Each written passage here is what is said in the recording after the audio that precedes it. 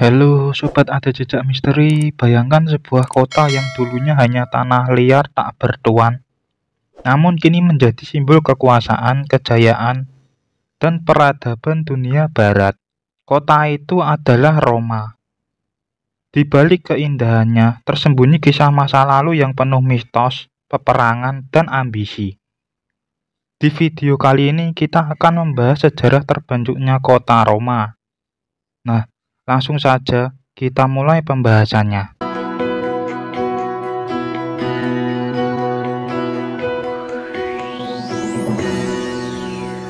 Awal mula legenda Romulus dan Remus.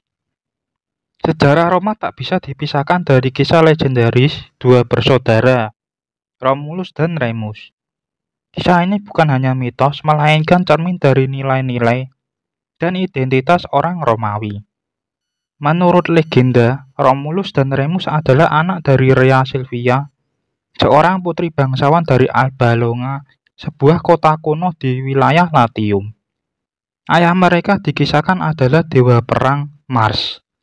Namun, karena ancaman terhadap kekuasaan Raja Amulius, paman Rhea Silvia, kedua bayi itu dihanyutkan ke sungai Tiber agar mati. Namun nasib berkata lain, mereka ditemukan dan disusui oleh seekor serigala betina, lalu dibesarkan oleh pasangan gembala. Setelah itu, keduanya memutuskan untuk mendirikan kota baru di dekat sungai Tiber. Namun mereka berselisih soal lokasi. Romulus ingin mendirikannya di Bukit Palatine, sementara Remus memilih Bukit Aventine.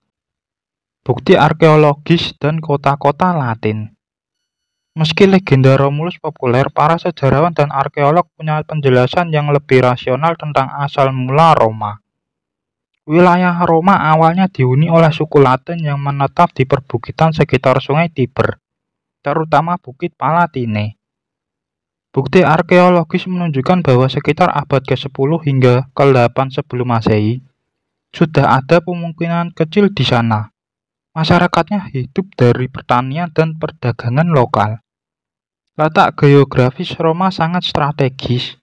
Terletak di persimpangan antara jalur darat dan sungai, Roma menjadi tempat pertemuan antara suku-suku Latin, Sabini, dan Etruskan. Sungai Tiber memberikan akses ke Laut Tengah, sementara tanahnya yang subur mendukung pertanian. Pengaruh bangsa Etruskan. Salah satu bangsa yang sangat berpengaruh dalam pembentukan Roma awal adalah bangsa Etruskan. Mereka merupakan peradaban maju yang hidup di utara Roma, di wilayah yang kini dikenal sebagai Tuscany. Pada sekitar abad ke-7 sebelum Masehi, bangsa Etruskan mulai menguasai Roma. Mereka membawa pengaruh besar dalam hal arsitektur, sistem sosial, militer, bahkan agama. Akhir monarki dan lahirnya Republik Romawi. Menurut catatan sejarah, Roma pernah dipimpin oleh 7 raja.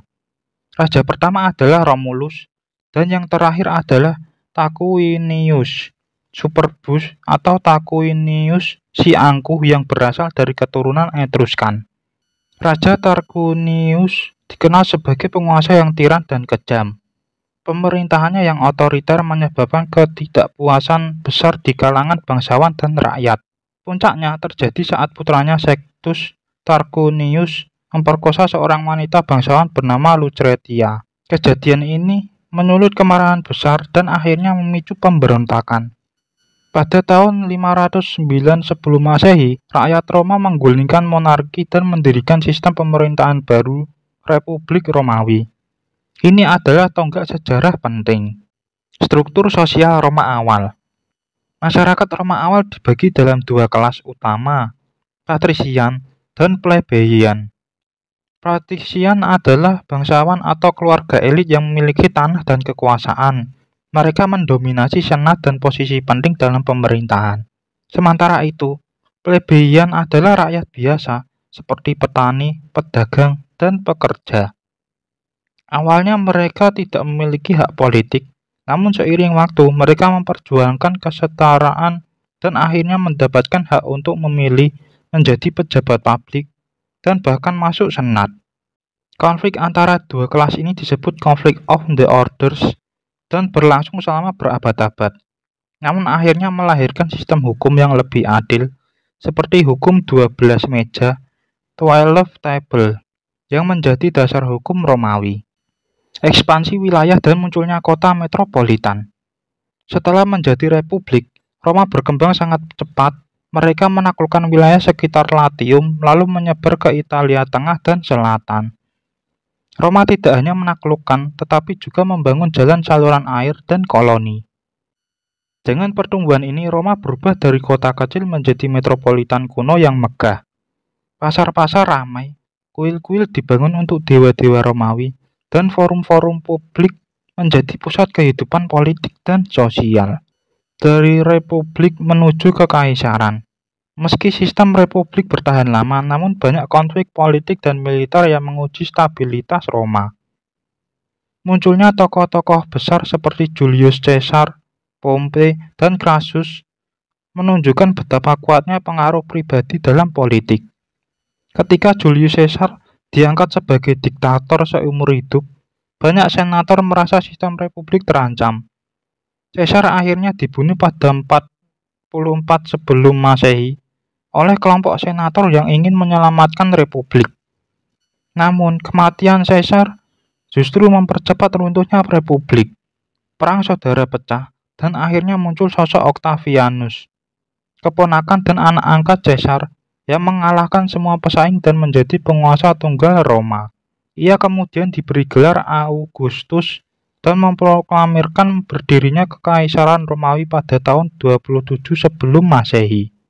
Sejak saat itu Roma menjadi pusat kekuasaan dunia kuno. Warisan Roma dan pengaruhnya hari ini. Roma bukan hanya pusat kekuasaan tapi juga pusat budaya dan ilmu pengetahuan.